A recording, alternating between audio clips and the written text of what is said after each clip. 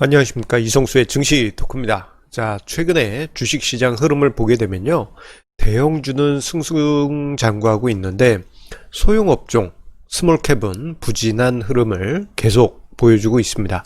자, 주가지수가 V자형 반등을 보일 때 소형업종 지수는 하락한 다음에 옆걸음을 걷는 그러한 현상이 자주 발생하다 보니 소형주가 못난이다, 이러한 인식이 점점 심해지고 있습니다. 자, 그렇다면 대형주로만 지금 모멘텀이 쏠리고 있는 지금 이러한 분위기 한 2, 3년 동안 지속되고 있는데요. 자, 그렇다면 소형주에는 언제나 볕이 들지. 자, 오늘은 이 점에 대해서 이야기를 드리도록 하겠습니다. 특히 이제 소형주 같은 경우에는 우리 개인 투자자분들이 많이 투자하시다 보니까 관심이 더 가지 않을 수가 없습니다. 자, 생각해보면 대략 3년 가까이 대형주의 차별화 장세가 지속이 되고 있습니다. 자, 2017년부터 해가지고 2019년, 그리고 현재 2020년까지 차별화 장세가 지속되고 있는데요. 2017년에 연초부터 해서 그리고 최근까지 종합주가 지수와 그리고 소형업종 지수 추이를 제가 데이터를 뽑다 보니까요. 의아한 모습을 찾을 수가 있었어요. 그것은 바로 2017년 연초만 하더라도 소형업종 지수와 코스피 종합주가 지수가 한 점에서 시작을 했습니다. 정말 20포인트 차이는 있긴 했지만 대소동의했고 거의 같은 위치에서 시작했어요. 하지만 지금 현재 위치를 보게 되면은 코스피 종합주가 지수와 그리고 소형업종 지수 간에 큰 수익률 괴리가 있다는 것을 확인할 수 있고, 그 괴리율은 지금 소형업종 지수의 종합주가 지수 대비 상대 수익률 도표를 통해서도 우리가 쉽게 확인을 할 수 있습니다.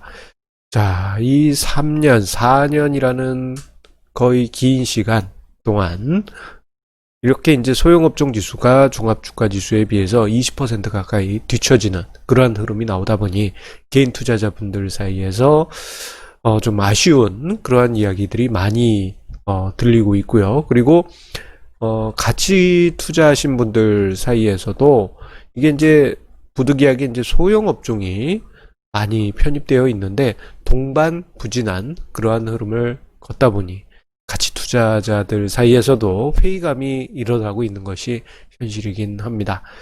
자, 그런데 왜 이런 현상이 나타날까 생각해 보게 되면은 가장 근본적인 원인이 바로 군중심리가 모멘텀을 따르는 본능이 있기 때문입니다. 요거는 어떻게 보면은 주가가 만들어지는 근본적인 원인이 지금 스몰캡과 대형주에 영향을 미치고 있다라고 볼 수 있어요. 자, 우리의 사람의 본능은 지금 눈에 보이는 현상을 가지고 미래를 확신하는 그러한 본능이 있습니다. 우리가 이제 원시 시대 때 보게 되면은 지금 눈앞에 과일이 많을 때, 눈앞에 안전한 것을 확인했을 때 그곳을 달려가는 것처럼 주식시장이 상승이란 것을 눈으로 확인할 때, 어떤 투자할 대상이 상승세에 있다라는 것을 확인했을 때 투자자들은 그쪽을 향해 움직이게 됩니다. 그래서 그 힘으로 인해서 모멘텀이 만들어지는 것도 사실이에요. 대표적인 예로 최근에 이제 6, 7년 동안 지속되고 있는 아파트 시장도 단적인 예라고 할 수 있죠. 상승세가 있다 보니 돈이 몰리고, 돈이 몰리니 가격이 상승하고, 가격이 상승하니 또 돈이 몰리고, 돈이 몰리니 또 상승하고, 이러한 선순환이 반복되는 것입니다. 자, 2017년 이후 삼성전자도 비슷한 맥락에 있죠. 자, 대형주로만 돈이 몰리니 삼성전자의 주가가 상승하고, 삼성전자의 주가가 상승하니 돈이 삼성전자로만 몰리고, 그래서 또 삼성전자가 상승하니 또 돈이 삼성전자로만 몰리는 그러한 흐름이 나타나고 있는 것입니다. 자, 이러한 모습은 비단 우리나라뿐만 아니고 미국 증시에서도 글로벌 투자 환경에서도 그대로 나타나고 있죠.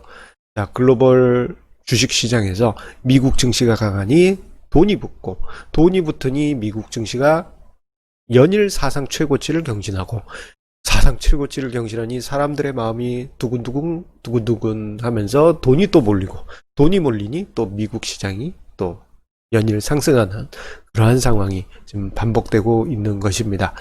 결국 투자자들의 심리에 의해서 자금이 몰리면서 모멘텀이 만들어지고 있는 것입니다. 자, 이 와중에 소형주는 왜 유독 못난이가 되고 말았을까요?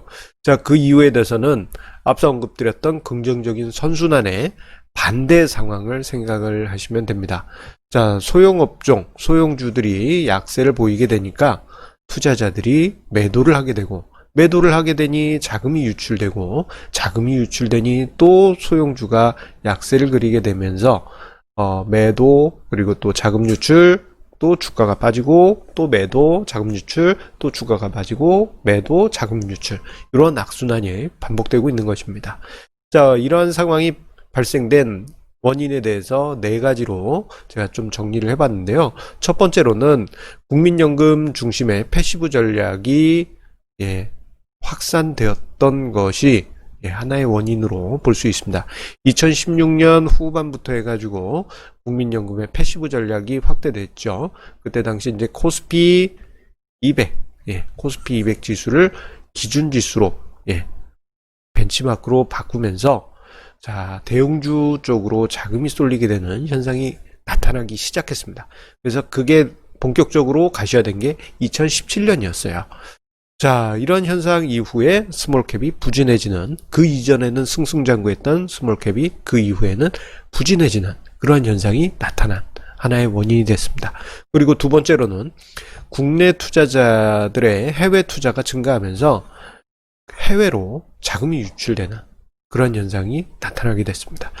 미국 증시가 상승하니 돈이 몰리고, 미국 증시가 상승하니 또 돈이 몰리고, 그러니 상승하고, 이러한 과정 속에서 국내 주식에서는 돈이 빠져나가니 자금 전체적인 흐름이 점점 그 수위가 얕아졌고, 그로 인해서 소형주의 부진이 나타났던 것입니다.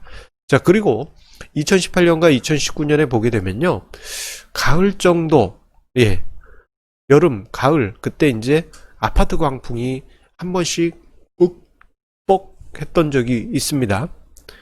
자, 그때마다 자금 유출이 크게 일어날 수밖에 없었어요. 왜냐하면 아파트를 급하게 사들일 때는 그 자금 원천은 어쨌거나 주식 투자를 깨서 전 재산을 투입해서 아파트를 사야 되는 가구가 거의 대부분이기 때문에 주식은 1순위로 매도되는 자산입니다.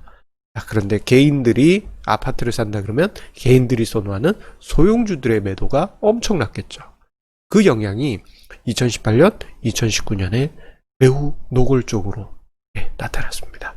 고객 예탁금이 2018년 여름, 가을 때 쭉 빠지는 현상들, 그런 모습이 대표적인 사례였죠. 그리고 이건 제도적인 좀 문제라고 할 수 있겠는데요. 대주주 양도세 대상이 계속 확대되면서 연말마다 스몰캡에 부담이 되었던 것이 사실입니다. 일정 부분 그 이후에 회복되긴 하였습니다만, 연말에 예상치 못한 매물이 소화된 줄 알았는데 한 번 더 쏟아지는 원인이 되기도 하였죠.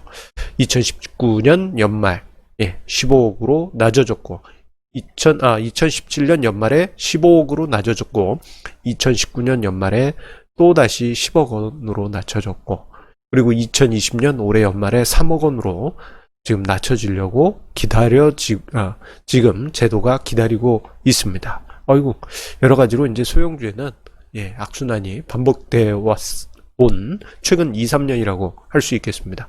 그런데 이러한 악순환만 보게 되면 역시 대형주가 짱이야, 소형주는 이게 아니라고 이렇게 생각하실 수 있지만요, 이런 악순환이 영원히 반복이 되는 것이 아닙니다. 자주 언급드리던 용어인데요, 물극필반이라고. 모든 것은 극에 이르면 방향이 바뀌게 됩니다. 자, 이러한 지금의 상황들 과거 2000년대 초반에도 비슷하게 나타났어요. 자, 2000년대 초반은 IT 버블이 붕괴되던 그 시절이었죠. 자, 그때부터 해서 2004년 사이에 소형주들이 상대적으로 매우 부진한 흐름이 있었습니다. 지금 화면상의 도표는 위쪽이 종합주가 지수고요, 그리고 아래쪽이 소형업종 지수입니다. 자, 보시게 되면 2000년 초에 소형업종 지수 급격하게 하락하는 와중에 종합주가 지수는 그래도 2004년 말에는 2000년 초 수준까지 회복을 하게 됩니다. 상대적으로 이때 당시 소형업종 크게 밀렸고요. 이때 하락이 그냥 뭐 1, 20% 하락한 게 아니고요. 최대 마이너스 70%, 최대. 그래서 2004년 연말에는 마이너스 60% 수준까지 소형업종 지수가 하락해 있었습니다. 같은 시기 종합주가 지수는 4년 만에 제자리에 찾아왔던, 그럼에도 불구하고 소형업종이 정말 이때 비관적이었어요. 그래서 개인 투자자들 사이에서도 역시 대형주가 짱이었어, 소형주는 아니야, 이런 인식이 아주 강했습니다만, 물극필반이라고 그 이후에 2005년부터 해서 2007년까지 소형업종이 랠리를 펼칩니다. 이때 당시 200% 넘는 소형업종 지수 상승률이 있었고, 같은 기간 종합주가 지수는 100%대 상승률이 있긴 했습니다만 소형업종의 상승률 엄청났죠. 그리고 이러한 상승은 또다시 물극필반, 극에 이른 상황이 만들어지면서 2010년대는 대형주 우위의 장세가 펼쳐지고, 그 기간엔 차화적 랠리 기억나실 겁니다. 그 시기 때 소형주는 상대적으로 뒤처졌다가 그 이후에는 초장기 횡보장이 펼쳐지면서 대형주 약세, 소형주가 랠리를 펼치는 화려한 시장이 소형주에서 나타났습니다. 2011년부터 해서 2016년까지 소형업종이 60% 상승하는 동안 종합주가 지수는 제자리였죠.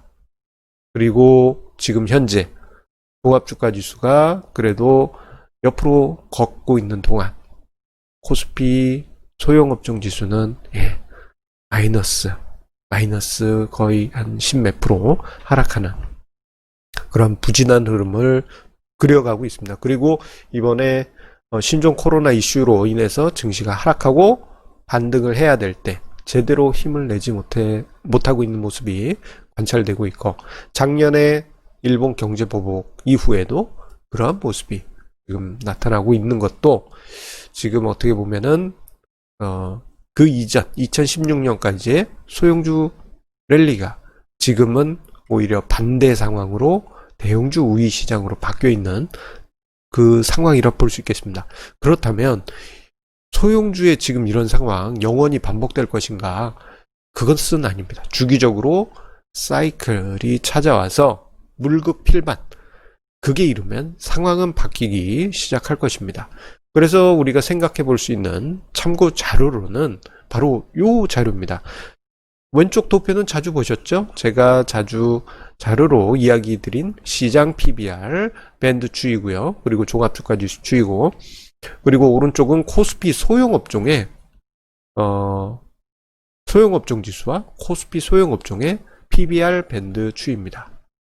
자, 보시게 되면 이 위쪽 고점대는 다 2007년이에요. 그리고 아래쪽 저점대는 2008년 금융위기 때로 생각하시면 됩니다. 자, 보시게 되면은, 자, 2015년에 코스피 소형업종이 랠리를 보이고 있을 때 거의 꼭대기까지 올라갔었습니다. 자, 그러다 보니 그 순간부터 해서 상황이 역전이 됐던 것이죠. 자, 지금은 많이 내려왔습니다. 가격 부담이 많이 줄어들었어요. 자, 그러면서 뭐 종합주가 지수도 저평가된 것은 분명 맞긴 한데, 일정 부분 소형업종 같은 경우에도 극단적인 부담스러운 상황에선 이제는 벗어나 있다라는 점에서 최근 한 2, 3년 보여주었던 소형주의 상대적 부진은 서서히 마침표를 찍어가는 것이 아닌가, 저 멀리 끝이 보이고 있다, 그렇게 이야기를 드리고 싶습니다. 소형업종 살아나야 됩니다. 그래야지만 소형주에 많은 투자를 하고 계신 우리 개인 투자자분들이 힘을 내실 수 있기 때문입니다. 자, 오늘의 이성수의 증시 토크, 심오한 얘기로 좀 분석을 해봤습니다. 항상 우리 애청자님의 구독, 좋아요 공유해 주시는 그 마음에 감사드리면서요. 자, 내일도 증시 토크 좋은 주제로, 알찬 주제로 찾아뵙도록 하겠습니다. 그러면 내일 다시 만나 뵙겠습니다. 감사합니다.